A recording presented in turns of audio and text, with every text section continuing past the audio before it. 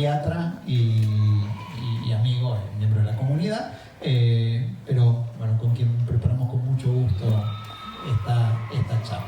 Gracias, Ronnie, encantado. Vamos a dar comienzo, entonces vamos a pasar a la primera, ¿ok? Vamos a Génesis 2:18, vamos a empezar por el principio, ¿sí? Dios crea al ser humano, ¿sí?, como un ser completo, ¿sí?, a imagen y semejanza de Dios. Y de repente aparece esta famosa frase: no es bueno que el hombre esté solo. ¿Ok? No es bueno que el hombre esté solo. Si el hombre estaba completo, pero Dios decidió que no era bueno que el hombre esté solo. Ese no es ser kenegdó. Le voy a hacer una ayuda idónea. Esto es un texto bastante complejo, ya que en realidad dice, voy a hacer una ayuda ezer kenegdó, que se le contrapone. La palabra kenegdó puede ser que está enfrente, puede ser que está enfrentado, o puede ser que lo complementa. Ustedes saben que el idioma hebreo tiene varias acepciones, ¿sí? Y a veces nos sentimos complementados, a veces nos sentimos enfrentados y a veces nos sentimos que estamos en contra.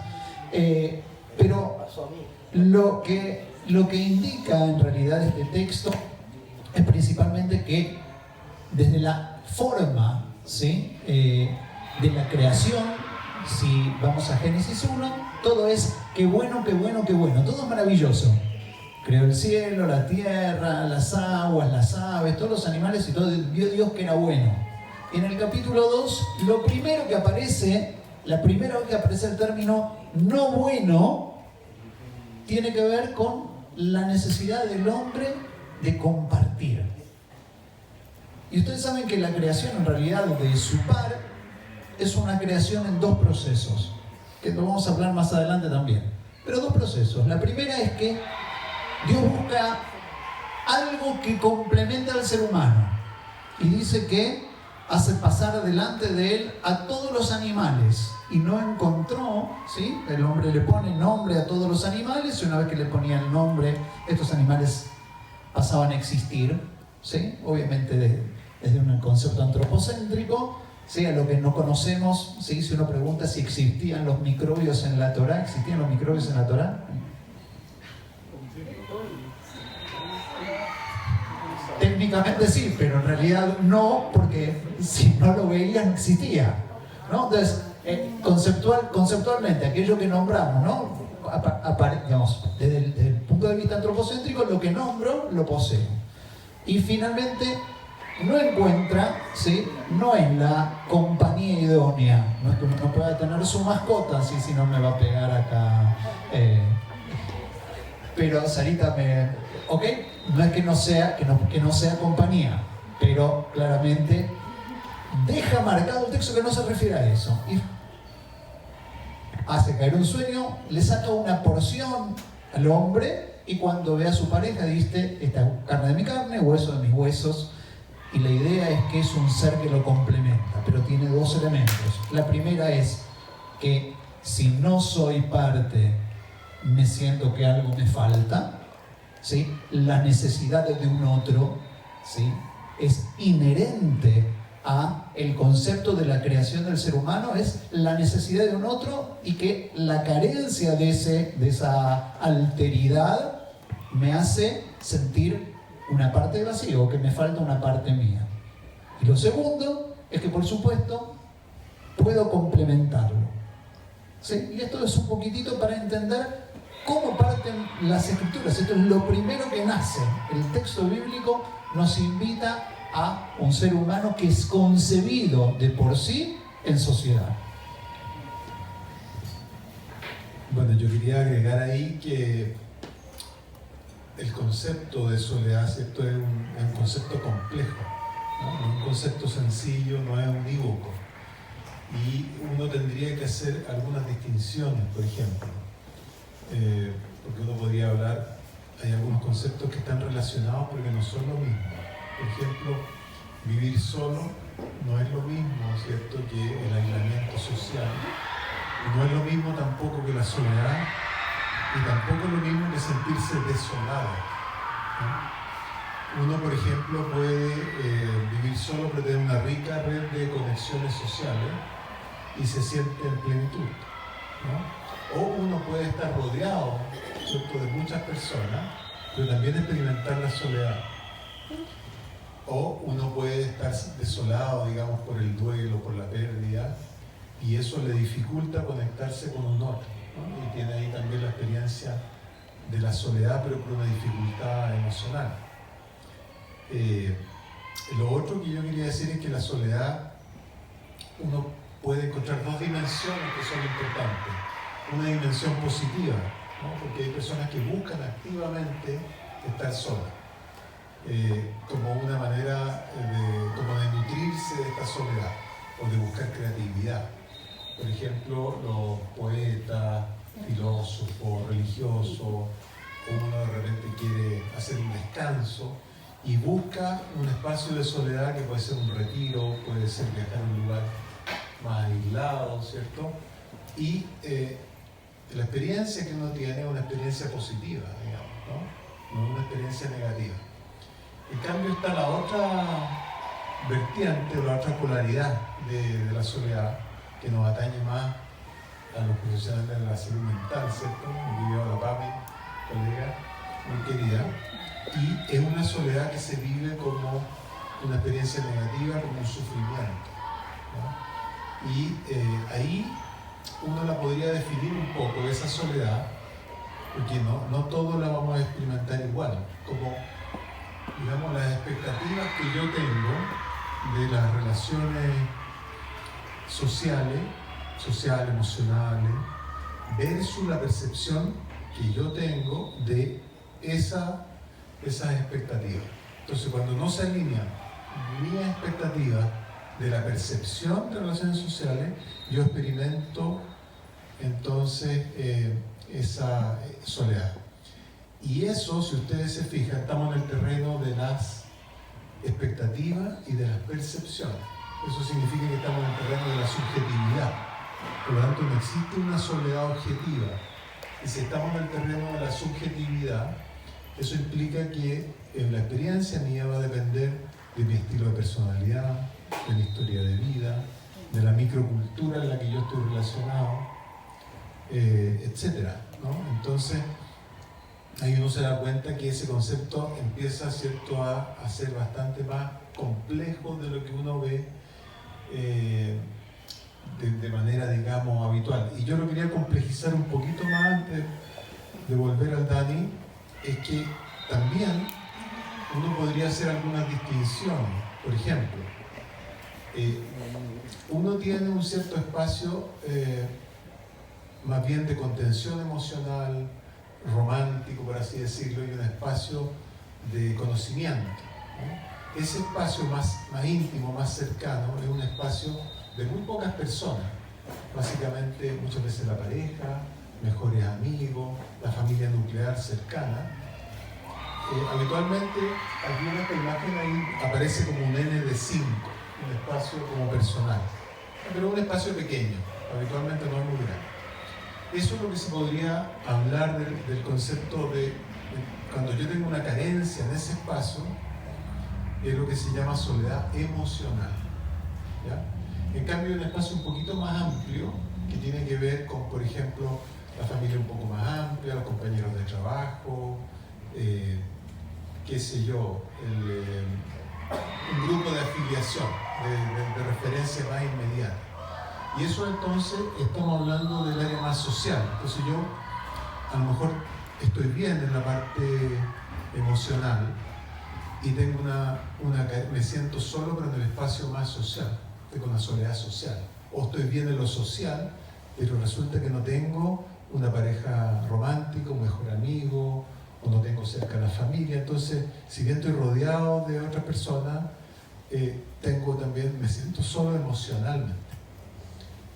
Y hay otras dos aproximaciones. Hay una que se le llamaba más un espacio más colectivo, que tiene que ver con compartir valores, pero ya con una comunidad, que podría ser esta comunidad, por ejemplo, o podría ser algún otro grupo de afiliación que para uno sea importante, un barrio, qué sé yo. Y ahí entonces yo de repente puedo sentir una diferencia entre mis valores y los valores de esta comunidad. Entonces ahí yo puedo experimentar una soledad ya más colectiva, ¿ya? Y finalmente se ha pensado que existe otro tipo de soledad, que es la soledad que tiene que ver con el sentido de la vida, mi conexión, pero ahora con la vida y con la memoria. Y ahí a veces se experimenta como un temor a la muerte, al olvido, a un sinsentido. No necesariamente puede estar asociado a algún cuadro de salud mental, pero no necesariamente, ¿no? O sea, sentir como una especie de vacío existencial o espiritual. Pasamos más.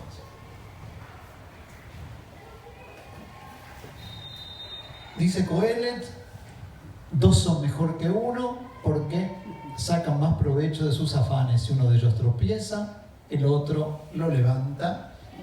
El versículo siguiente dice, ve ajuta meshulash lobi merayenatek, ¿sí? Y el hilo trenzado, pero trenzado justamente por una trenza de tres, no se romperá fácilmente. Algo así como diría el Quijote, ¿sí? La unión hace la fuerza. ¿Sí? El concepto de esta idea de que unidos sí somos más. Sí, la idea de este segundo ámbito que nos hablaba recién Roberto acerca de la importancia de lo social, ¿sí? De no solamente la búsqueda, ¿sí? de un otro, ¿sí? Ya no la pareja de lo bueno que el hombre esté solo, no solamente en pareja, sino la visión de Coelet, de la visión de que alguien tenga que o pueda compartir a nivel social, porque claramente voy a tener carencias o voy a tener dificultades, y estas dificultades, ¿sí? Alguien más me las puede suplir que no las puedo suplir yo, ¿sí? La idea de que no abarcamos todo, y vuelvo al tema iniciático, ¿no? De que fuimos creados, ¿sí? esta falacia paradisíaca, ¿sí? Paraíso que perdimos, ¿sí? Donde teníamos todo resuelto, no teníamos no teníamos jales, como dicen los sefaradín, ni tzures, ¿sí? No teníamos que ir al psiquiatra. ¿Ok? Pero no había necesidades, ¿sí? No había carencias, pero al no haber carencia vamos a ver si es tan sano que no haya carencia. Pero claramente la carencia nos hace necesitar buscar a otros, y claramente es bueno tener a la alteridad que nos ayude a caminar con más tranquilidad, con más seguridad y acompañados, ¿sí? Y por lo tanto la falta de este otro no solamente nos provoca esta inseguridad social, digamos, esta soledad social, sino también un sentido de inseguridad, ¿sí? La inseguridad de que si me pasa algo y quién, ¿sí? Y cómo, y quién podrá ayudarme, ¿sí? Entonces, en la primera infancia va a ser el amigo imaginario, ¿sí? Después va a ser el Chapulín Colorado, y después van a ser, ¿sí? nuestras relaciones, las que podamos crear, ¿sí? Entonces, este segundo espacio también es un segundo espacio que está previsto de alguna forma en nuestra tradición, nos va indicando. Es interesante, nos lo indica en el marco del mitzvot, lo indica, ¿sí? En el marco del consejo, y esto es interesante. ¿Sí? Nadie puede decirte que si no tienes estas condiciones, lo que haces siempre está en el marco del consejo, y eso también hay que entender dónde está sujeto, ¿no? Es un consejo de algo que el hombre debería buscar.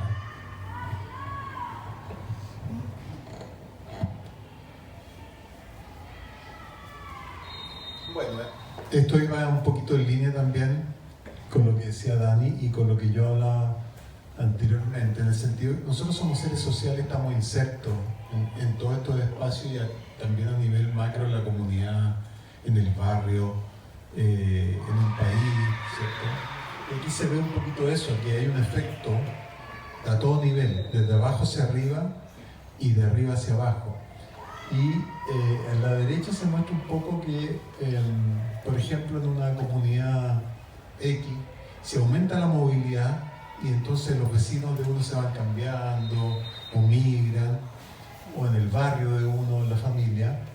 Eso de alguna manera también reduce los contactos en el grupo de referencia y empieza a producir también una experiencia de soledad, sobre todo en estos espacios más sociales que hablamos. Pero al revés también se puede producir contagio social, en el sentido que si yo me empiezo a sentir solo y tengo menos contacto con mi grupo de referencia, eso afecta a los otros y eso también puede llegar a producir un contagio social a nivel más macro. Y la sociedad empieza a sentirse más sola y vamos a ver también que esto también es una epidemia hoy en día, digamos la experiencia de la soledad negativa, no soledad positiva como un espacio de nutrición. Ahí voy a comentarle en cierto momento, después de lo que hables tú, Dani, lo voy a comentar. Hay algo interesante, ¿no? Que tiene que ver, no sé, antes de entrar a rezar con el Minyan, ¿sí? El concepto del judío errante o el judío migrante, ¿no? Que es bien interesante porque finalmente a lo largo de la historia ya tenemos varias ideas dentro del texto bíblico, más allá de las que establecen una idea de endogamia y buscar dentro del clan a la pareja. El relato de Abraham, que viene con Sara y construye una familia, pero que deja algo atrás, ¿sí? Interesantemente, a través de sus hijos, ¿sí? A Isaac mandan a buscar una esposa dentro del marco de la familia, lo mismo Jacob. Siempre hay una idea y una búsqueda de pertenencia, ¿sí? Con los lazos que eso aporta. Esta semana, justamente en la comisión con el Consejo de la Vivienda, por la emergencia de vivienda, estábamos mirando sobre las estadísticas de las poblaciones, de las tomas que hay, ¿no? Entonces, todas las tomas que hay en la ciudad, el 90% de la gente que vive en una toma es gente del mismo barrio, de la misma comuna. ¿Y por qué son una toma? Probablemente porque su casa ya estaba atestada de familias que vivían, pero de todas maneras no puede alejarse mucho porque pierde su red social, ¿sí? Que de alguna manera le hace sentir esa seguridad, aunque tenga o no tenga contacto, pero le hace sentir esa seguridad, ¿no? Entonces, bien interesante la idea de la pertenencia. Bueno, ¿cuántos de ustedes, no les voy a preguntar cuánto van a la sinagoga en Chile, pero cuánto van a la sinagoga cuando van a recorrer algún lugar de turismo? ¿Visitan más la sinagoga cuando van de turismo que cuando están en su ciudad? No, pero porcentualmente, a nivel cantidad de tiempo, ¿no? Entonces es interesante. La búsqueda del contacto, de la red, de lo conocido en el marco de lo desconocido. Estoy conociendo algo, pero quiero algo judaico porque de alguna forma, ¿no? esa idea de la conexión, ¿sí? Que hablaba antes, este tercer nivel, ¿no? Entonces, este tercer nivel que tiene que ver con la idea de pertenecer a algo más grande, una idea de valores, etc. Y entonces, es interesante, esto es un parafraseo a Heschel, ¿sí? El Minyan como espacio necesario para el rezo. El judío no se concibe sin su comunidad, y aunque estuviera solo en una isla, en realidad rezaría en el recuerdo de su congregación, lo que le hace vivir esa relación de pertenencia. O sea, el judío, aunque esté solo, reza pensando en su comunidad, ¿sí? Para eso nosotros tenemos interesantemente, inclusive, y en esto podemos encontrar que el mismo rezo tiene espacios de soledad. O sea, la soledad tiene algunos aspectos negativos, pero tiene algunos aspectos positivos. El estar solo más que la soledad. Estar solo, ¿sí? Y nosotros cuando estamos rezando hacemos la amidá. E interesantemente que cuando hacemos la amidá, viene usted que hay determinados movimientos cuando estamos rezando. Damos 3 pasitos para adelante para empezar la amidá y En algunas comunidades los hombres se cubren completamente y hablan en una voz tan suave para poder escuchar su propia voz. En realidad es un encuentro privado con el Creador. Pero cuando salen, dan 3 pasitos para atrás, dice Aleinu Be'Kol Israel. O sea, se vuelven a integrar, ¿sí?, en el marco de la sociedad de la que se tomaron ese espacio o ese permiso para salir. No hay una conciencia de, a pesar de que en un instante necesito mi privacidad y mi estar solo, pero también me reconozco, necesito reconocerme. No puedo concebir la praxis judía sin el marco de una comunidad.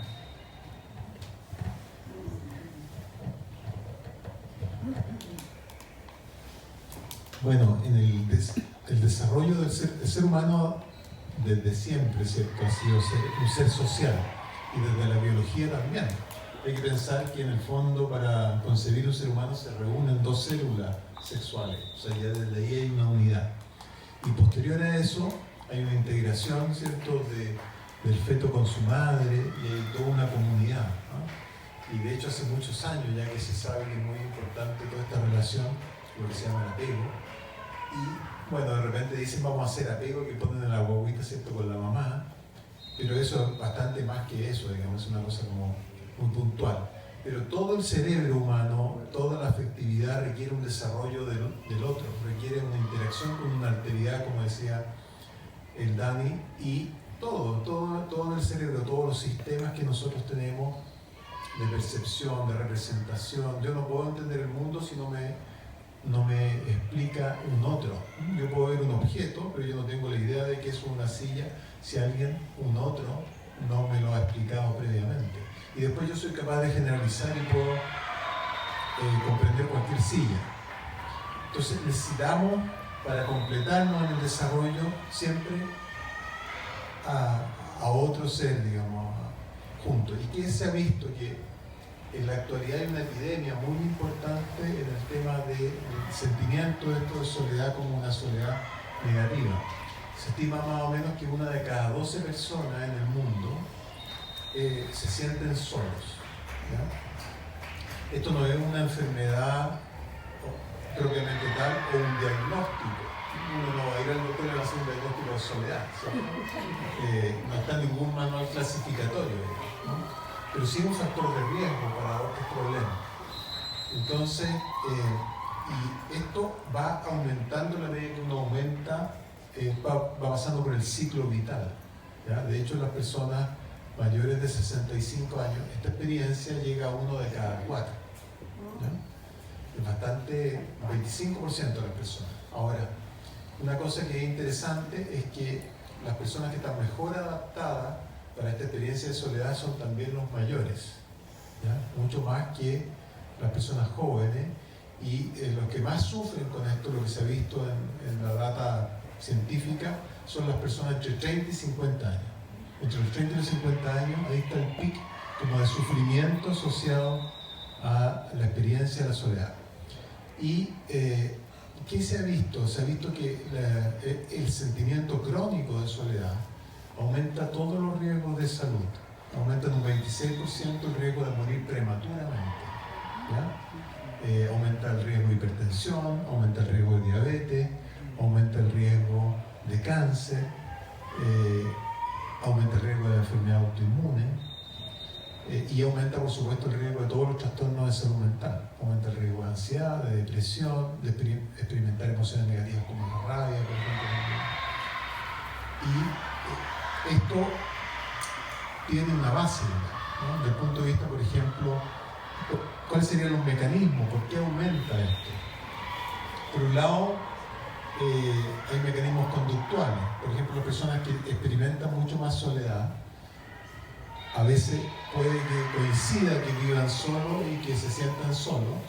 Claro, comen peor, se ha visto que comen peor, tienen una dieta peor, no balanceada, hacen menos ejercicio, se ponen menos al sol, hay más retiro, digamos, están mucho más desconectados. Entonces ahí hay una serie de factores que pueden estar influyendo, hacen menos ejercicio. Hay otros mecanismos que son biológicos. Cuando yo tengo una experiencia, una emoción negativa, y lo percibo así, produzco sustancias que son negativas. Entonces yo produzco mucho más cortisol, por ejemplo, que es la hormona del estrés, y que es una hormona que cuando se produce en forma crónica aumenta el azúcar en la sangre, tengo más riesgo de diabetes, más riesgo de obesidad. Es una hormona que también produce más atrofia, por ejemplo, en algunas áreas del cerebro, las vamos a comentar ahí, sobre todo el hipocampo, entonces me falla más la memoria. Se producen unas sustancias que se llaman las taquiquininas, que son como unas sustancias tóxicas asociadas a la experiencia de la soledad, entonces que producen más daño. Me altera la inmunidad, me baja mucho más en forma crónica. Cuando yo, esta hormona en forma aguda me mejora las defensas, pero en forma crónica me altera la inmunidad y disminuye sobre todo digamos, unos glóbulos blancos, una defensa muy importante para ponerle freno, ¿cierto?, a los cánceres, por ejemplo, y también activa otras que activan las enfermedades autoinmunes. Entonces tiene estas consecuencias. Y este es un estudio que se publicó en 2021 que analizó un montón de literatura en relación a personas que punteaban alto en alguna escala, porque hay varias escalas para ver si uno está experimentando soledad en alguna de las dimensiones que yo les decía. ¿Y qué se veía? Se veía que, por ejemplo, tenía alteraciones en varias áreas del cerebro, áreas que tienen que ver con varias cosas. Por ejemplo, un área muy importante es el hipocampo, que tiene que ver con la memoria, ¿no?, con la capacidad. Por ejemplo, lo que nosotros estamos aprendiendo en este minuto, estamos conversando acá, eso queda en el cerebro como una sinapsis eléctrica. Y una vez que uno duerme, qué sé yo, esto se traslada a la corteza. Entonces, y ahí yo aprendo, se producen cambios. Entonces, este hipocampo es el que es capaz de conectar estos aprendizajes que están distribuidos así como en internet en distintas partes. Si a mí me falla, yo no me acuerdo bien de las cosas. Y se ha visto que en forma crónica eso aumenta el riesgo de Alzheimer también, se ha visto en el caso de la soledad. La amígdala tiene que ver con el procesamiento de emociones. Y ahí está todo el tema de ansiedad, depresión. Y las cortezas frontales tienen que ver también con la capacidad de controlar los impulsos, el pensamiento reflexivo, la planificación. Entonces, se producen cambios físicos en el cerebro, no es solamente una experiencia lingüística, ¿no? Algo que está en las palabras solamente, ¿no?, sino que eso se traduce en el cuerpo y en la biología.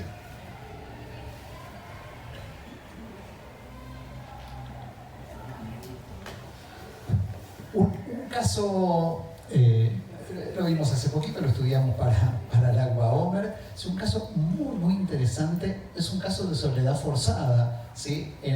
Y que lo aprendemos desde la mística con Rabbi Shimon Bar Yochai. ¿Se acuerdan de Rabbi Shimon Bar Yochai? A quien se le atribuye la escritura del Zohar, era perseguido, tuvo que esconderse junto con tu hijo en una cueva, ¿sí? Y finalmente, el milagro es que Dios vino el día Bonabí, le plantó un algarrobo y estaban en la cueva hasta aquí estudiando Torah durante 12 años, hasta que vino el profeta Elías, se paró en la entrada y exclamó: ¿quién me informará al hijo de Yochai, Rabbi Shimon, que el emperador ha muerto y el decreto ha sido anulado? Así que salieron de la cueva. ¿Sí? O sea, en la mitología griega, la salida de la cueva, ¿sí?, el deslumbramiento con la luz, se aparecen varias cosas interesantes. El ser humano tarda en su adaptación, ¿sí?, a la luminosidad, tiene que ver, puede primero ver sombras. ¿Sí? Esto sería de alguna manera la mitología judía, ¿no?, dentro del Midrash, y lo que hace es que decir que cuando salen ven a un hombre arando, ¿sí?, y dijeron: abandonan la vida eterna y se ocupan de la vida temporal. Así que todo lugar donde ellos ponían sus pies era inmediatamente quemado. Algo así como el concepto de los X-Men, ¿vieron? Cíclope que se saca los lentes y quema todo, ¿sí? ¿Por qué? Porque de alguna forma esta idea de por más allá de la evolución mística que hayan tenido y su crecimiento espiritual maravilloso, una cosa es estar solo y tener una elevación espiritual, y otra cosa es vivir en sociedad. Aceptar que los otros pueden ser diferentes que uno, ¿no? la soledad también exacerba de alguna manera toda la potencialidad, ¿sí? Pero que se traduce en elementos negativos. Salió una voz celestial y dijo: ¿han salido para destruir mi mundo? Regresen a su cueva. ¿No? Finalmente tienen que regresar, están un año más, se apaciguan, pueden salir, empiezan a hacer el bien, alcanza con ellos para hacer bien en el mundo. Pero más allá, este Midrash, y de alguna manera con esta conexión mística, nos hablan del peligro de la soledad, digamos, más allá que uno podría pensar, Rabbi Shimon Bar Yochai, ¿sí? el gran místico elevado, sea quien se le atribuye la escritura del Zohar, de todas maneras necesita salir de la soledad y entender que los seres humanos, ¿sí? Y esto es así, cuando uno está solo uno piensa, o sea, uno puede pensar que es lo peor del mundo y por eso está solo, o por otro lado refuerza esta idea de que soy tan superior que nadie está conmigo y que estoy solo, ¿no? Y por lo tanto, ¿sí? Nadie está a mi altura, ¿sí? Y esta es la idea, es que destruyo todo. Pero la soledad, inclusive en el místico de los místicos, ¿sí? Provoca una experiencia negativa frente a la socialización, ¿no? Frente a esta idea.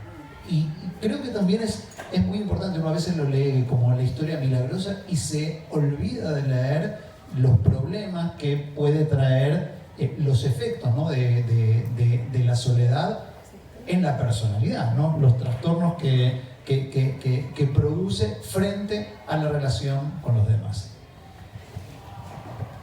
Muy de acuerdo, muy de acuerdo. Esto se los traje porque me pareció interesante de ver. Estamos en un mundo hoy en día en que estamos en la era de la información, entonces las redes sociales están en todos lados y hoy día se está hablando mucho de la inteligencia artificial, de ChatGPT, ¿cierto? Todas estas otras cosas que hay ahí, ¿no? Antes estaba Siri y Alexa nomás, pero ahora ya esto se ha complejizado bastante más. Y todos tenemos la experiencia, posiblemente, lo que te dijo más jóvenes también, de que de repente los chicos están bastante más conectados a las redes.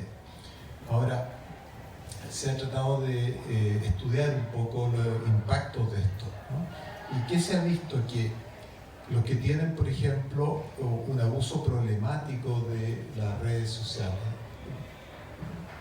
que eso es lo que más se ha estudiado, el uso problemático de las redes sociales, tienen la percepción de que hay una menor contención desde los espacios más familiares, de la familia más nuclear, más inmediata, o de los amigos más cercanos. Y en esto, bueno, es un gráfico un poquito complejo, pero en el fondo lo que se ve es que si yo percibo que tengo una red social y familiar, sobre todo familiar, nuclear, sólida, yo tengo una mayor resiliencia frente a la adversidad, ¿ya? Y por otro lado, también se reduce la experiencia de soledad, sobre todo la soledad emocional, ¿sí? Tengo un espacio más de contención. Y eso, al final, reduce el riesgo de un uso problemático de las redes sociales, ¿ya? Y el impacto que tiene la familia es mayor que el impacto que tienen los amigos.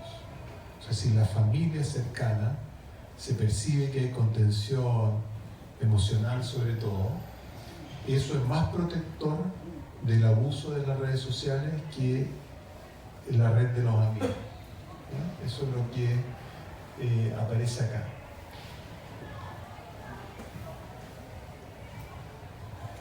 Sí, una de las cosas importantes con respecto al tema de las redes sociales tiene que ver principalmente con que es un fenómeno nuevo. Y la pregunta, y antes hablabas de la sinapsis, la pregunta es si los seres humanos llegamos, digamos, todavía, digamos, estamos en el proceso del aprendizaje de lo que significa el uso, el abuso, o de alguna forma la adicción, una adicción para la cual no estábamos preparados y por lo tanto a veces nos supera. Y en ese sentido, una de las grandes discusiones que nosotros teníamos era especialmente pandemia y pospandemia, es, y la razón por la cual hicimos nuestra charla hoy presencial, es si las redes sociales nos acercan o realmente nos alejan. Porque finalmente es cierto, aquel que está imposibilitado de moverse depende de las redes sociales y podría por lo menos sentir que, en el caso podría ser cursos, actividades, o inclusive, como conversábamos, ¿no? Un abuelito que por lo menos todos los días recibe o mira fotos de sus nietos y de su familia. ¿Sí? Yo me acuerdo, y esto en la prehistoria de redes sociales, cuando el hogar Beit Israel se mudaba, estaba en Villagra y se mudaba hacia la dehesa. Entonces, aquellos que decían, por supuesto, había temas económicos, pero algunos decían, no, lo que pasa es que el hogar está muy lejos de donde vive la familia. ¿Sí? El traspaso demostró que la distancia no era en kilómetros. Porque el mismo que se daba el pique hasta el otro lado es el mismo que se daba el pique hasta aquí, y los que no iban allá tampoco iban aunque le quedara en la esquina de la casa, porque la distancia es emocional, ¿sí? y el relacionarse. Puede ser, como tú decías, que la gente está preparada, los adultos mayores a lo mejor sí están, al estar más preparados para esa soledad, pueden disfrutar de una cotidianeidad que antes no disfrutaban. Pero en momentos tempranos, si nosotros vivimos en los metaversos, ¿sí? O sea, en un universo que está dentro de una red social y no tenemos la capacidad de compartir con nuestros pares, nos vamos aislando de tal manera donde no estamos preparados aún, porque a lo mejor después vendremos con chip, pero por ahora estamos así. Te iba a comentar, antes de eso, para complementar lo tuyo, para que darle continuidad, que claro, aquí en el uso de redes sociales, las redes sociales efectivamente, lo hablamos en el pleno del Dani, tienen ventajas, podrían generar eventualmente un espejismo de relación, ¿cierto? Porque nosotros, los seres humanos, necesitamos relaciones 3D, por así decirlo, no necesitamos ocupar todos los sentidos, necesitamos la piel, tocarnos, saludarnos, vernos, oírnos, entender la gestualidad, que es muy importante porque al final la gestualidad o la comunicación no verbal comenta lo que yo estoy diciendo y me permite saber mucho más genuinamente si estamos en sintonía, si lo que me dicen es cierto o no es cierto, si me está manipulando o no me está manipulando, etcétera, ¿no? O los sentidos que hay, los subsentidos, los sentidos que están comentados, que no es solamente las palabras. Entonces, pero sí, efectivamente, las redes sociales tienen un efecto positivo en el sentido de que aumenta la frecuencia de contacto, y la pandemia fueron súper útiles, ¿no? Pudimos mantenernos en contacto entre los amigos, la familia, las personas que no podían salir. Acuérdense que había restricciones de salir, las personas, qué sé yo, enfermas, mayores de 70 años, había todo un tema ahí complejo de viajar, ¿cierto? En el caso mío, teníamos un problema, la familia igual, para vernos con los pacientes. Era todo un tema re complicado. Entonces, tiene un efecto positivo en el aumento de la frecuencia de contacto, y entonces de alguna manera reduce la experiencia de soledad en parte, o sea, puede ayudar, porque reduce el aislamiento social. Pero el efecto negativo que tiene, que se ha estudiado también, es que reduce el contacto 3D, por así decirlo, físico, offline, ¿ya? Entonces uno dice, bueno, ¿para qué voy a ir? Si ya nos vemos por Zoom o qué sé yo. En cambio, el tomarse un cafecito, el juntarse, el abrazarse, es otra cosa distinta. Y tiene un riesgo, y eso sabemos que hay algunas redes sociales, sobre todo Twitter, por ejemplo, donde hay mucho acoso online, hay mucho mobbing, se llama mobbing online, y eso puede ser bien desastroso en algunas personas más frágiles, más vulnerables, en los niños, los adolescentes. Bueno, hemos visto casos, ¿cierto?, de suicidio en eso, ¿no se acuerdan algunos casos emblemáticos? que ocurrieron en relación a las redes sociales. Y lo que comentaba Dani al principio, que está bien ejemplificado acá, es que esta experiencia de soledad, cuando se usa en exceso en las redes sociales, sí se ha visto que afecta mucho más a los adolescentes y a los jóvenes. En cambio, los adultos mayores que están más adaptados, porque bueno, con la vida, digamos, uno o ha ido perdiendo amigos, o uno está más acostumbrado, ha hecho duelos, qué sé yo, o tiene otra perspectiva de la vida también, ¿no? Tiene una perspectiva diferente. Cuando uno le llega un WhatsApp de los nietos, de los viajes, se siente mucho más conectado, ¿no? Y además no tienden a abusar de las redes sociales, ¿no? Sino que más bien ven la foto, la muestran, la comparten con los amigos. Entonces ahí tiene un efecto extremadamente, digamos, positivo.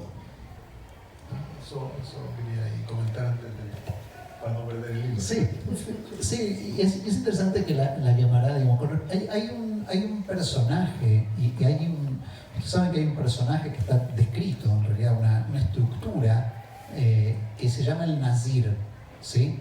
Una persona en la Torá, que parece, ¿sí? ¿Se acuerdan? Sansón era un Nazir que se privaba no podía tomar vino, no podía cortarse el pelo, no podía, entre comillas, impurificarse, no podía ir al sepelio de sus padres, por ejemplo, ¿no? Entonces, la Gemara, sigue en pasaje introductorio, explica que tomando como referencia a la Torá, Deuteronomio 24.1, ¿sí? ¿Por qué el tratado de Nazir de Talmud pertenece al orden de Nashim? Nashim es el que habla sobre las relaciones familiares, sobre las relaciones sociales, es el primer tratado de la Mishnah. ¿Sí? Contiene también muchas frases interesantes, una de las cuales pueden citarse aquí. 40 años se cuentan desde el momento en que los israelitas pidieron por primera vez un rey. El nazireo ha pecado al negarse a sí mismo el vino, ¿sí? Porque se privaba de tomar vino. Y si él, que se niega a sí mismo el vino, que no es absolutamente necesario, es considerado un pecador, el que se niega a sí mismo otras cosas que son necesarias para el sustento de la vida es un pecador mucho mayor, ¿sí?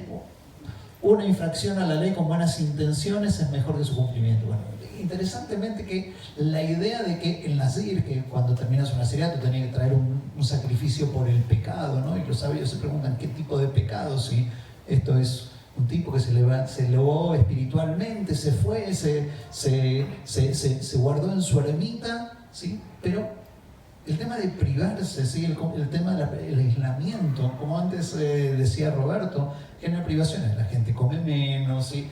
Disfruta menos, el aislamiento hace que uno disfrute menos de las cosas, y si no disfrutas de las cosas, vas encerrándote hasta que prácticamente desapareces. O sea, fuimos creados como seres de gozo, ¿sí? como seres que tienen que buscar la plenitud y no justamente encerrarse y apartarse del universo, ¿no? Entonces es interesante, si bien uno podría decir, hay cierta tendencia en ciertas personas que buscan lo monástico, ¿no? por llamarlo de alguna manera, que son de ermita, que son de encerrarse y que entienden que ese es su rol en el mundo. Cuando a uno le toca conocer gente con estas características, de repente queda como choqueado, pero hay gente que siente que su rol en el mundo es estar en su ermita rezando por la existencia del universo.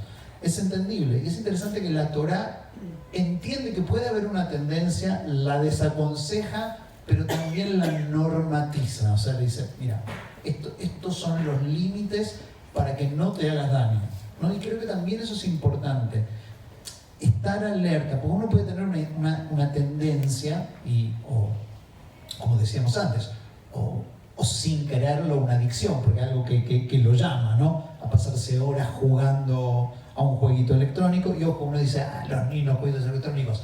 ¿Cuántos de los adultos, ¿sí? tenemos algún jueguito en el celular? ¿Okay? Que te puede robar horas del día, ¿sí? Entonces, uno a veces, como no sabemos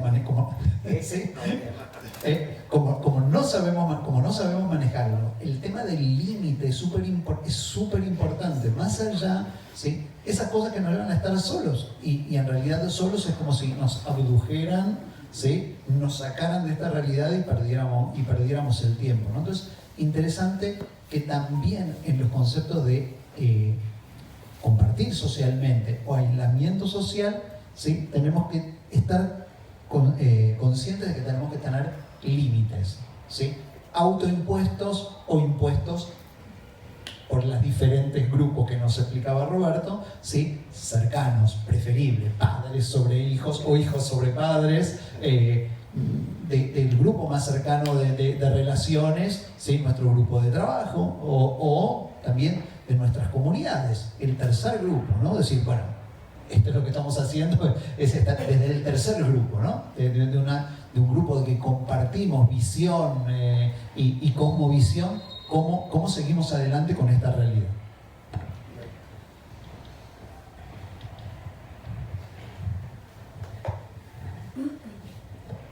Aquí le había traído nomás otro cuadro que complementaba un poco lo anterior, que hay algunos factores que son como protectores de la experiencia de soledad, ¿no?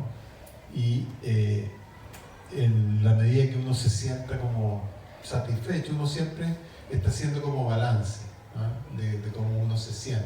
Muchas veces los balances los hacemos cuando cumplimos como algunos números de años específicos, ¿cierto? De repente décadas, qué sé yo, a ciertas etapas. Uno como el contador, ¿cierto? Va viendo qué es lo que hay en el haber, en el debe, y tiene una experiencia, si se siente que está con saldo positivo o negativo, ¿no? Entonces, si yo tengo una satisfacción con la vida, con mi vida, como la he vivido, digamos, con todas las problemáticas que tiene una vida perfecta, ¿cierto? Y tengo una buena autoestima, voy a tener menos experiencia de soledad y mejor autoestima. Y si me siento más solo, en general la autoestima que uno tiene es más baja, ¿no? Y también hay una cosa que se llama ahí, le llaman el FOMO, que es el miedo a perderse algo de las redes sociales, ¿no? Fear of miss alguna cosa importante, ¿ya? Entonces por eso la gente está revisando en Instagram, en Facebook, a no perderme algo en WhatsApp, ¿no?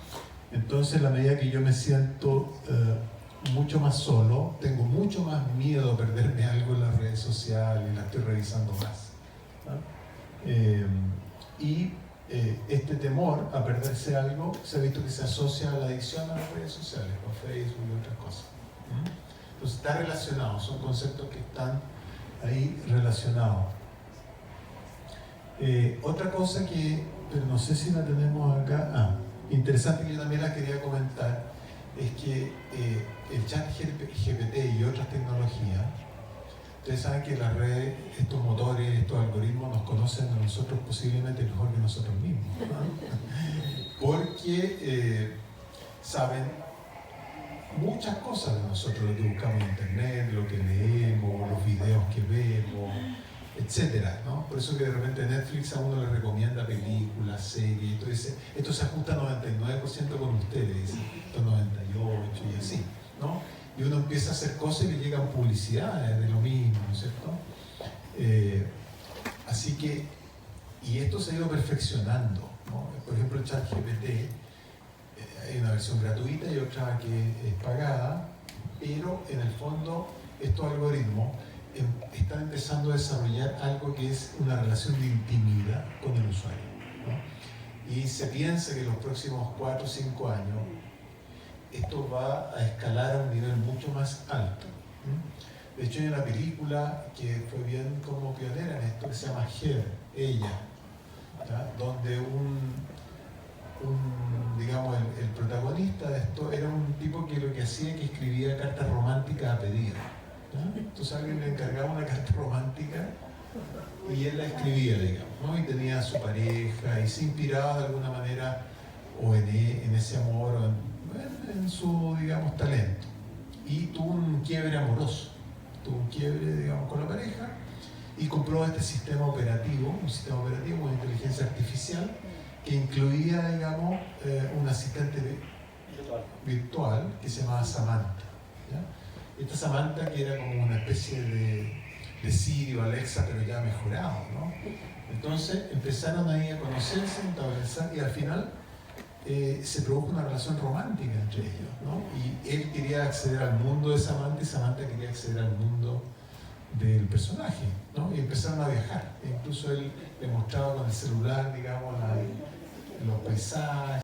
Y a veces que uno se lo repite a sí mismo, ¿no? No es que soy así. Hay que, digamos, cuando encontramos algo, tenemos dos opciones: actividades que mejoren, o sea, animarse a hacer algo a lo que a veces le tememos, ¿no? Y eso desde lo primero. Pero si no, hay que buscar la ayuda necesaria para lograr vencer nuestros miedos o nuestras taras sociales, de alguna forma, nuestros elementos que nos restringen. Y creo que es importante, ¿no? No solamente hablamos del límite, tiene que haber un proceso de un estímulo, ¿no? Y el estímulo estaba desde buscar al otro, a los otros, a los diferentes espacios, pero también buscar la ayuda necesaria. Muy bien. El otro es, ¿me conociste así? Soy así, ¿me conociste así? Eso. Así que bueno, la verdad que queríamos compartir esto con ustedes y no sentirnos solos.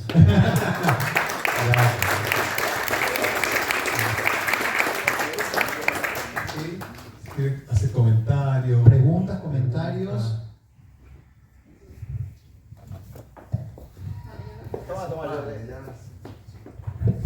No sé si se sale. No. De alguna forma lo tocaron al final de la charla, es la relevancia que tienen las comunidades.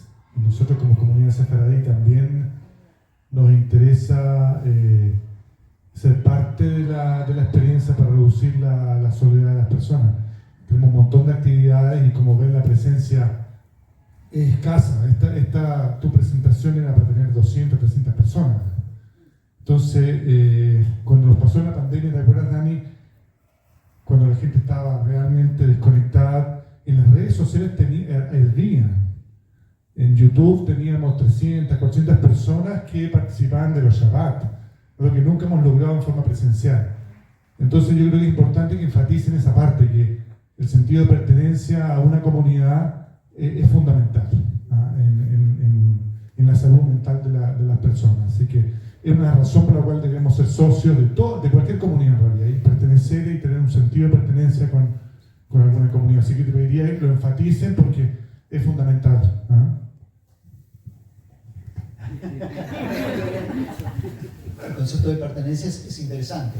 Las formas de pertenencia a veces son distintas. A veces la gente, y creo que a veces nosotros no nos damos cuenta de lo que significa este feedback, ¿no? Especialmente en lo que hablamos en este tercer espacio, ¿no? que ya es el espacio comunitario, ¿sí? Que el feedback es, a veces el individuo se siente perdido, soy un número más, ¿no? Me llaman solo cuando me necesitan, y a veces la gente se olvida de que es un vínculo ¿sí? de ida y vuelta, y creo que es importante, ¿sí? Y eso, como no quiero hacer publicidad, pero pertenecer tiene sus privilegios, como decía una tarjeta de crédito, pero es así, pertenecer tiene sus privilegios. O sea, cuando uno pertenece y se juega, y están sus datos, y en general, por lo menos en el marco de toda la sociedad civil, pero principalmente en la comunidad judía, digamos, nunca es un tema económico. O sea, pertenecer significa que estén tus datos en algún lado para que puedas ser persona y no número. Ya sabemos cuando los que nos quisieron poner número nos quisieron hacer desaparecer. Nosotros no somos números, somos personas, y para ser personas, si está el chat GPT, tiene tus datos, digamos que no tiene sentido que no los tenga una comunidad, ¿no? Entonces, creo que sí es importante, y gracias, Lalo, por esta idea de poder enfatizar, ¿sí? La importancia de la pertenencia. Totalmente de acuerdo, y de acuerdo con lo que decía Lalo. Solo agregar simplemente que, claro, la pertenencia es muy importante, y sobre todo cuando uno pertenece de algo más grande que uno. Cuando uno es parte de un proyecto mayor, colectivo, eso produce mucha satisfacción y da un sentido de trascendencia. y da mucha satisfacción en la vida. Entonces, aparte que es bueno para la salud mental de todas maneras, ¿no? O sea, y yo creo que la comunidad hace una tremenda labor. O sea, vemos que toda la semana hay actividades, no solamente en las fiestas, los Kabbalah Shabbat, sino que hay actividades educativas, sociales, culturales. O sea, es extraordinario, digamos. Quería consultarte para el psiquiatra. Durante la pandemia estuvieron casi todos los colegios con clases online.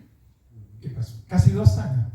También la hija de mi hermano, que estudiaba Derecho en la Universidad Católica, también no tenía clase a través de online. ¿Qué pasó ahí cuando volvieron a clases? Se produjeron problemas en los colegios, peleas entre los alumnos. ¿Por qué se produjo eso? ¿Es que se perdió algo cuando está detrás de la pantalla? Y mi hermano también hace clases online, Sí. pero no hace clases a los alumnos que están en Panamá. Entonces, estamos a ¿cuántos kilómetros? E igual se conecta. ¿Qué pasa ahí en la interacción con las personas, tanto en la distancia como en los colegios después de 2 años de ausencia? Bueno, un súper buen comentario y pregunta.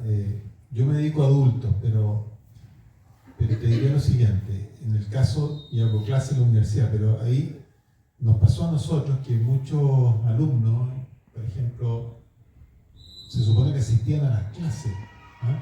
Pero siempre yo hacía el ejercicio después que terminábamos de hacer la clase online, nos despedíamos, qué sé yo, me quedaba un rato hasta que todos cerraban, digamos, la pantalla, y siempre quedaba como un 15 o un 20% que no se desconectaban.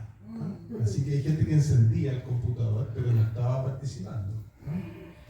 Entonces de repente empezábamos a hacerles preguntas aleatorias, digamos, para que estuvieran ahí más atentos. Y los otros copiaban mucho. En el caso de los universitarios tenían súper buenas notas, porque a pesar de que nosotros teníamos sistemas bien poderosos, digamos, para tratar de que fueran aleatorias las preguntas, un montón de cosas, ellos ahí por WhatsApp se mandaban las preguntas, pantallazos. Ahora, me tocó, tengo pacientes adultos, la Pamela también es psicóloga, puede comentar, pero tengo pacientes adultos con niños pequeños. Y una de las cosas que pasaba es que estos niños chiquititos tuvieron mucha dificultad en la socialización, sobre todo los que de 4, 5, 6, 7 años, qué sé yo, y los adolescentes también. Se perdían una etapa muy importante de la interacción cuando uno se descubre en el otro, ¿cierto? Y está probando límites, un montón de cosas. Entonces, se generó, además que en esa tú aprendes a relacionarte, aprendes a solucionar problemas, aprendes a controlar los impulsos, un montón de cosas cuando estás en la interacción con otros. Entonces, en los colegios hubo una cantidad enorme de problemas en el regreso, de violencia, bullying, un montón de dificultades. Los profesores estaban desesperados realmente con esta situación, muchos problemas emocionales. Durante la pandemia hubo abuso también por ejemplo, de alcohol, de hecho aumentaron las ventas, por ahí se ven algunos datos. Y surgieron sistemas también para delivery, digamos, de estas cosas a las casas. Fue bien problemático, ¿no? Y yo diría que como que recién se está empezando a ajustar algo después de como un año, ¿no? Porque estamos un año que estamos, año y medio más o menos. Entonces,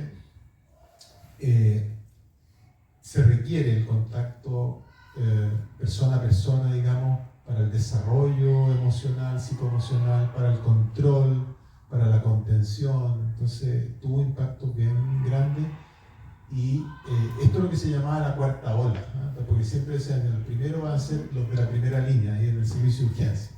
Después van a sufrir los enfermos crónicos, porque no se trataron a tiempo y la lista de espera, y el tema de la salud mental fue subiendo y todavía estamos en ese problema, ¿no? En ese impacto.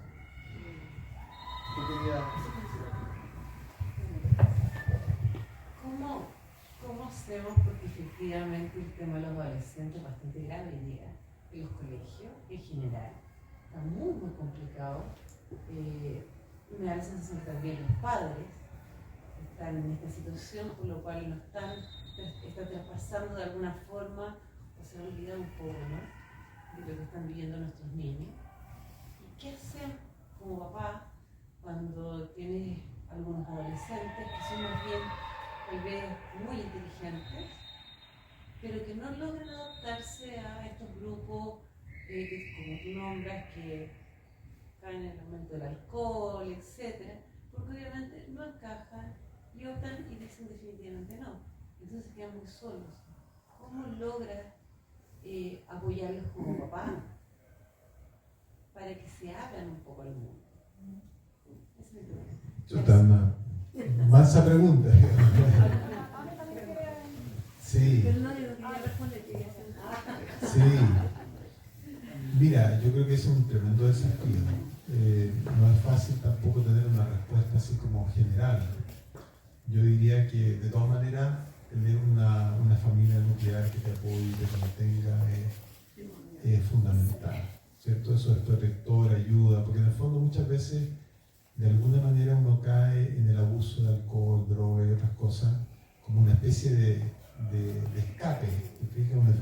Por ahí me acuerdo el doctor Chilcot, Raúl Chilcot, publicó un libro que se llama La adicción de las enfermedades de las emociones.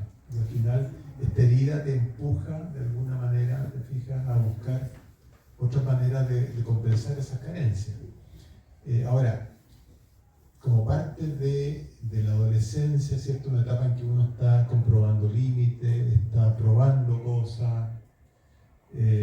Obviamente que en la medida que eso sea algo, digamos, que sea, digamos, que no genere algún tipo de discapacidad o problema, digamos, relacionales, académico u otras cosas, van a ser parte como del desarrollo. Si eso se desvía del desarrollo y está generando un problema, ahí yo creo que hay que buscar ayuda, ¿no? Si es que no se logra contener a nivel de la familia o de lo que se puede hacer con la intervención en el colegio, porque los colegios tienen también un montón de recursos, digamos, para apoyar. Pero si todas esas barreras, digamos, se sobrepasan en algún minuto, se va a requerir un apoyo, digamos. Me pregunto más que nada por el lado de que pasa justamente con los niños que no caen en este lado, entonces se sienten muy solos y les cuesta en el fondo encajar.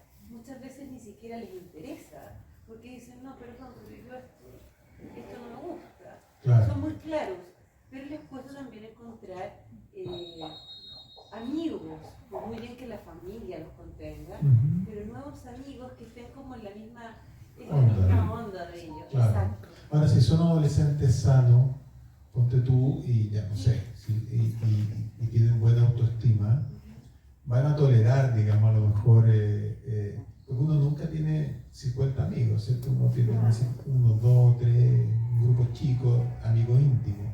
Entonces, si uno está sano y tiene una buena autoestima y tiene una buena red de apoyo, va a tener mucha resiliencia, ¿verdad? Pero en esto también es súper importante. Yo te voy a contestar con dos normas judaicas.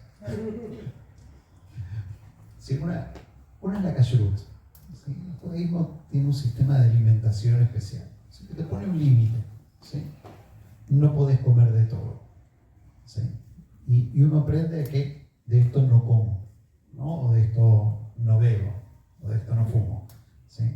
Finalmente es una herramienta que adquiere. ¿Qué pasa? O sea, entonces, es cierto que a veces existe, digamos, si yo viviera, si mis hijos se criaran en un ambiente donde solo vivieran en mi casa, nunca sabrían lo que es kashrut, porque comen lo que les doy, ¿sí? Pero si salen afuera y tienen que mirar un menú, pueden decir, esto sí, esto no, esto sí, esto no. Es un aprendizaje. En este sentido, cuando hay jóvenes que tengan este tipo de valores bien establecidos, etc., es un aprendizaje estar con otros que tengan valores diferentes. Y ojo, una de las cosas que más nos cuesta a nosotros en la sociedad es compartir con gente que tenga valores diferentes a los nuestros. Y esto es difícil. A lo largo del desarrollo de la humanidad nos separamos por el tipo de fútbol, religiones, ¿sí? Entonces uno tiene que aprender a compartir. Será, aunque suene fome, no fomo, como decía, aunque suene fome, será el conductor sobrio. O sea, y finalmente no le pasará tan bien, pero si su idea es socializar, tiene que buscar cuáles son las ventajas que tiene desde su posición. Y aunque fuera un poquito más aburrido, porque es así, socializar nunca es lo más divertido del mundo. ¿Sí? Y que uno vea gente riéndose a carcajadas porque está fuera de sí, no quiere decir que la esté pasando bien, solo que no puede controlar la risa. Entonces, realmente uno tiene que enseñar también y tiene que dar esas herramientas para que justamente pueda inclusive socializar con gente que vive la vida de una manera, no solamente es socializar o estar dispuesto a estar con la gente que piensa como tú, ¿sí? Y esto hay una discusión, ¿sí? Amarás a tu prójimo si tu prójimo es cualquier prójimo o tu próximo, ¿no? Aquel que piensa como tú, o realmente estoy dispuesto a hacer el esfuerzo de tratar de entender el mundo del otro sin tener por qué involucrarme. Es difícil para los padres, porque uno como padre dice, no te acerques a este porque acá este se droga, ¿no? Entonces, no tiene miedo, es cierto, ¿no? Entonces, nosotros los papás a veces cometemos el error, claro, de ponerle una coraza tan importante a nuestros hijos que finalmente no les permitimos permearse, ¿sí? Y en una sociedad a veces como que es compleja, ¿no? Como que quien no tiene alguna adicción, algo tienes, ¿no? Tienes algún problema porque no tienes alguna adicción, o no te pueden encasillar, es complejo. Pero hay que asumir, tanto desde el rol cercano y el segundo ritual, ¿no? Que tiene que ver con tener rituales de conversación constante. Shabbat es una opción, ¿sí? Y es una opción clara, porque en Shabbat no tiene por qué haber celular en la mesa de Shabbat, estamos todos sentados en el mismo horario, nos sentamos, la mesa tiene un inicio porque tiene unas bendiciones al principio y tiene un final porque tiene bendiciones al final. Después cada uno que haga lo que se le antoje. Pero esto como ritual, aquel que puede tener la experiencia, vale la pena, pero si no la tiene que crear. ¿Sí? Si no la tiene que crear, porque necesita un ritual de inicio y de compartir y de sacar todo lo que pueda hacer aparte para poder trabajar inclusive estos temas y charlar sobre esto y otras cosas.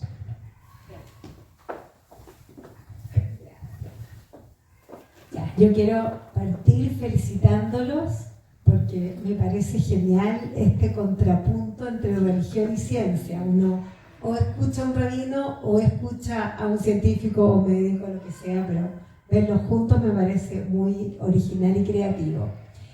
Lo segundo es que quería compartir con ustedes un estudio que yo conozco acerca de las zonas azules en el mundo.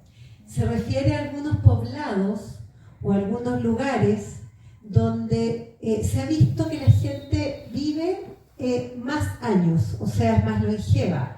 Pero no solamente es más longeva, sino que además logra llegar a esa edad en muy buenas condiciones. Entonces se han hecho estudios en distintos lugares del mundo en que han visto cuáles son las variables que se repiten en estos distintos lugares.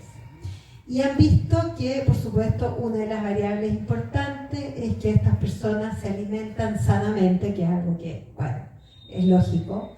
Que estas personas tienen un bajo nivel de estrés porque en general son pueblos más chiquititos donde no están en grandes metrópolis como nosotros y que vivimos siempre corriendo contra reloj.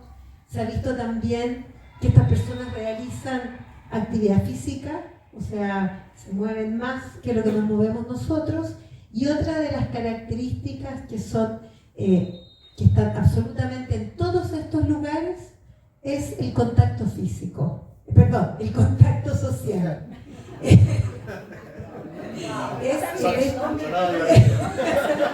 Físico y social, entonces corrijo, bueno, un lapsus.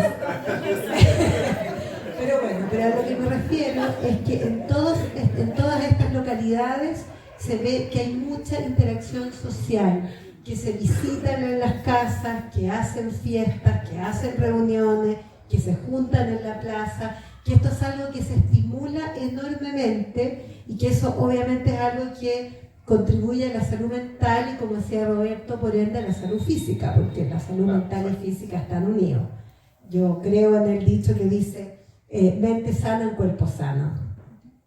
Y entonces, si lo relacionamos con lo que está pasando ahora en la pandemia, me refiero a este tipo de estudio que a mí me parece súper interesante como para pensar en el estilo de vida más saludable. Si lo relacionamos con lo que preguntaban y con lo que decía Roberto respecto a la salud mental actual, bueno, yo también, igual que Roberto, trabajo con pacientes adultos, de hecho trabajamos juntos, y lo que yo he observado es que el deterioro en la salud mental no ha pasado. Yo tengo la impresión de que es actual. Yo tengo un montón de pacientes hoy en día que están con problemas serios con sus hijos. Los psicólogos infantiles están completamente copados, no tienen posibilidad de recibir personas nuevas porque están todos consultando. Yo lo observo también en los cursos de mis hijos, que también hay problemas que antes no se veían, problemas más graves, intentos de suicidio, etc. No voy a entrar en detalle porque acá están todos los compañeros.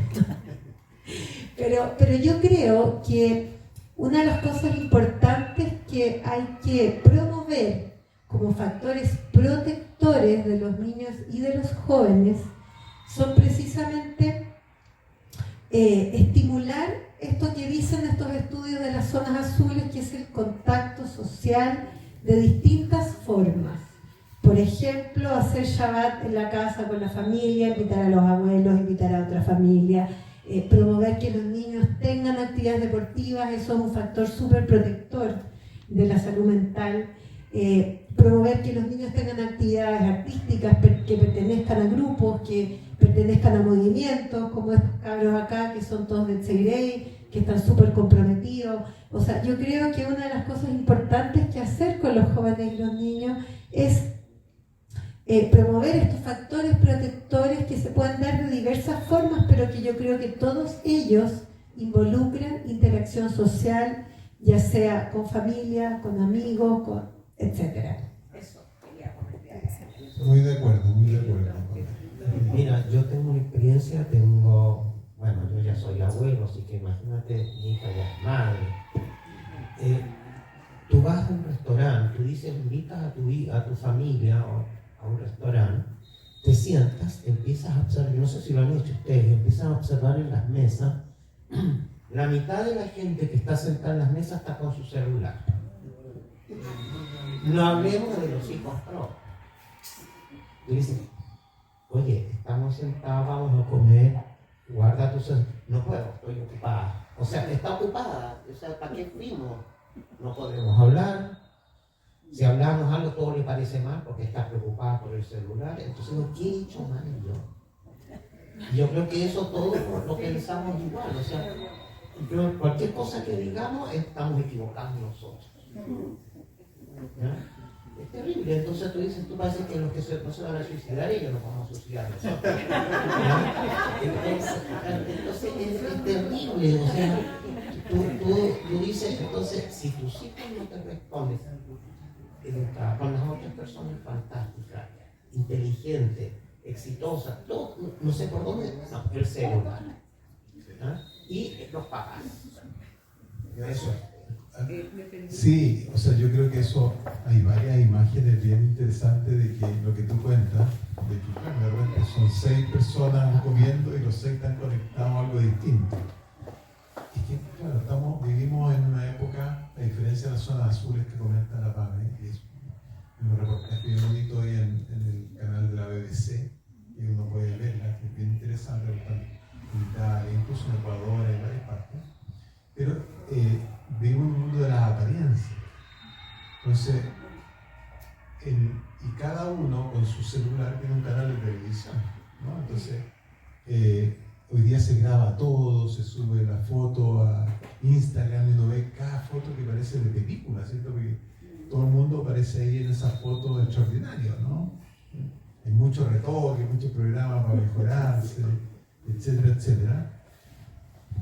Y este temor que hablábamos a perderse algo, a no ser parte también de la comunidad, o de esta comunidad virtual, ¿no? Porque no solamente es... hay gente que aparece en las redes sociales que está lleno como aparentemente de que viaje, que senderismo, pero que es una vida emocional o familiar bien pobre, ¿no? Pero sí, en las redes sociales aparece como muy exitoso o exitosa. Entonces, pero sí están dificultando, porque todo el mundo quiere estar ahí, quiere estar conectado, quiere no perderse cosas. Entonces es un problema serio. Y yo creo que, como decía el Dani, hay que proteger esos espacios donde uno, escucha, hay familias que de repente pasan un canastito, ¿cierto? Y los celulares afuera, por lo menos dentro de ya sea en Shabbat o en algún otro momento, una comida importante, estamos aquí. O surgieron en la pandemia juegos no electrónicos. No sé si fijaron que hubo también un tema que surgieron juegos tradicionales. ¿Ah? Que eso también ayuda. Y una de las cosas importantes también es no dar nada por sentado, porque a veces nosotros damos por sentado y pensábamos en nuestra mente, si vamos todos a comer, estamos todos conectados. Pero hoy en día, vamos a comer. La gente está alimentándose en un lugar diferente y sigue siendo su vida normal. No es lo que era para nosotros cuando éramos chicos, que si te invitaban a comer afuera era la salida, ¿ok? Pero nosotros seguimos seteados de esa manera. Y de alguna forma pensamos que las próximas generaciones lo viven igual.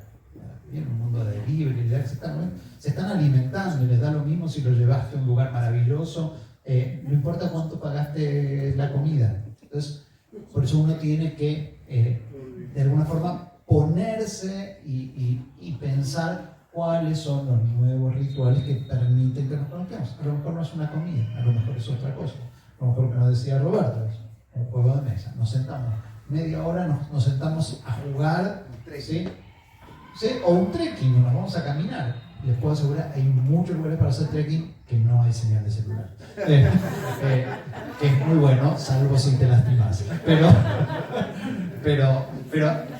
uno tiene que pensar nuevas cosas, no demos por sentado, y eso es sumamente importante, porque si no también nos genera distancia a nosotros y decimos, pusimos todo el esfuerzo y no funcionó, porque en realidad compramos un enlatado, también era un enlatado que compramos nosotros, invitamos a comer y estábamos todos conectados, y no es así.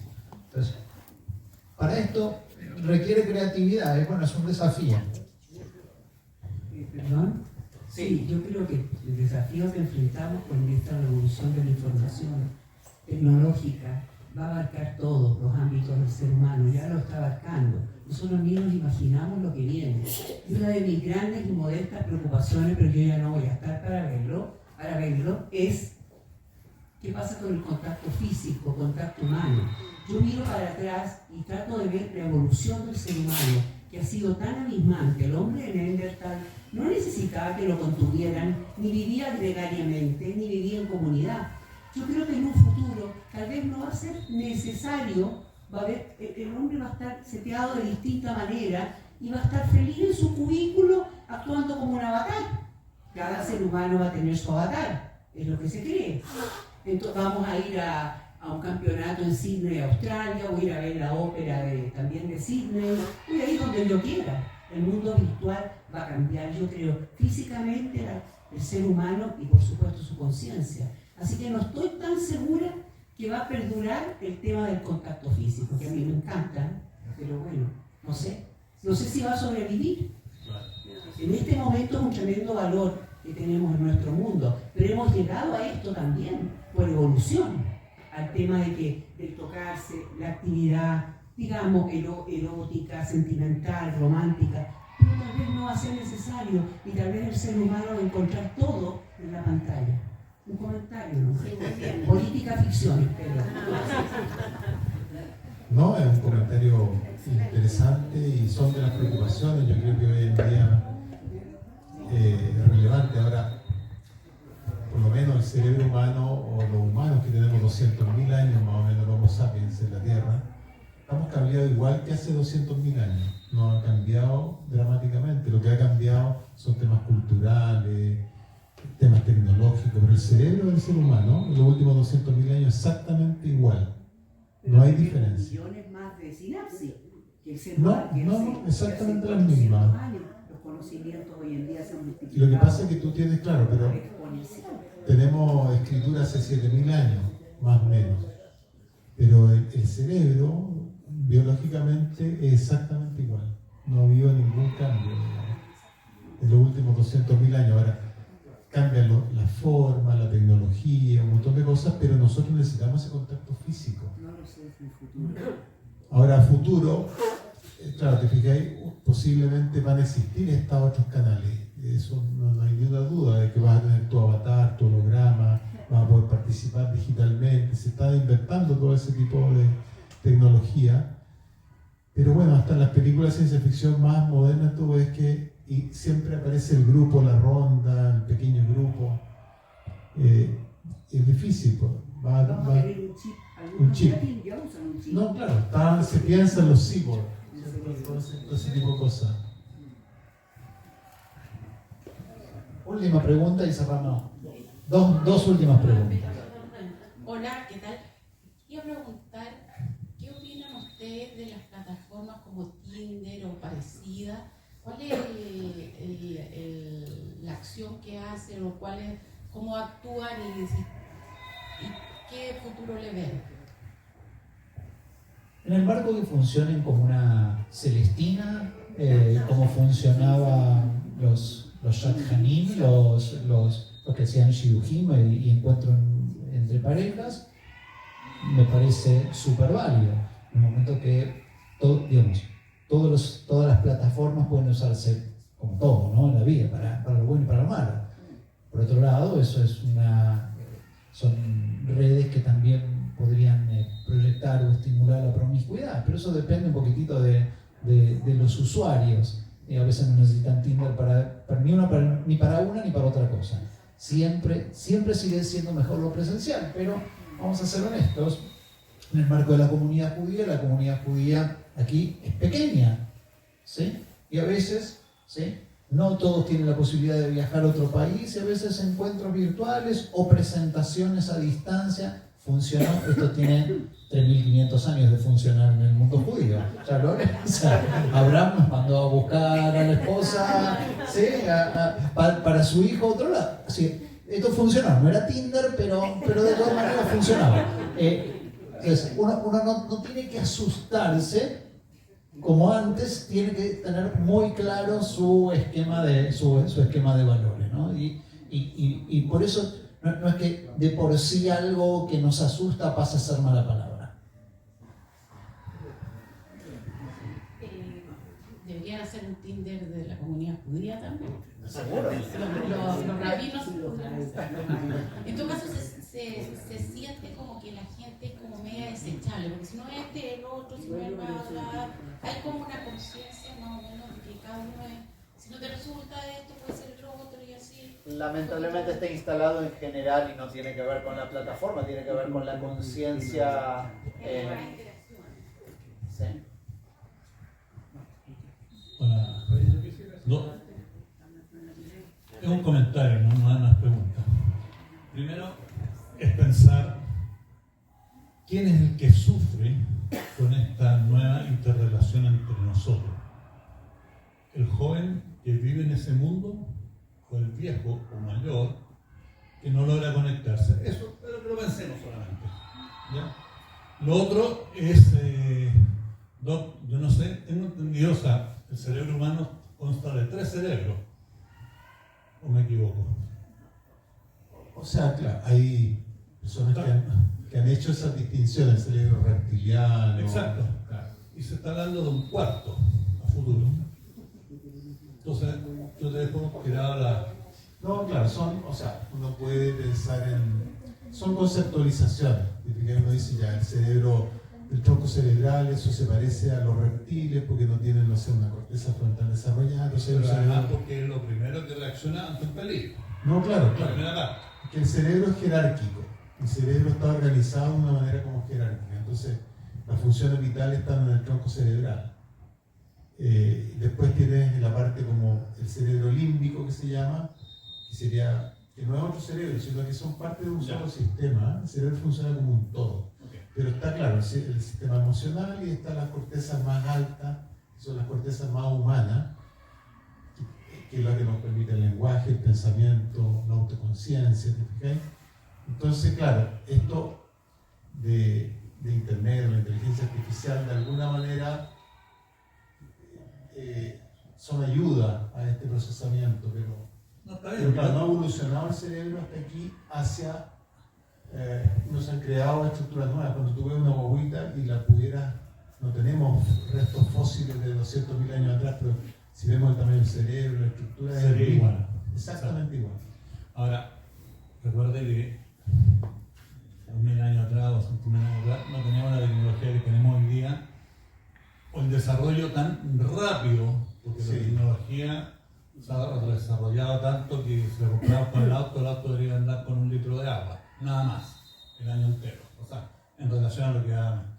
Y lo otro que quería comentarte solamente es que yo creo principalmente es cuando ustedes hablan de proteger al niño con deportes, con actividades, de integrarnos, nadie habló de reforzar la autoestima.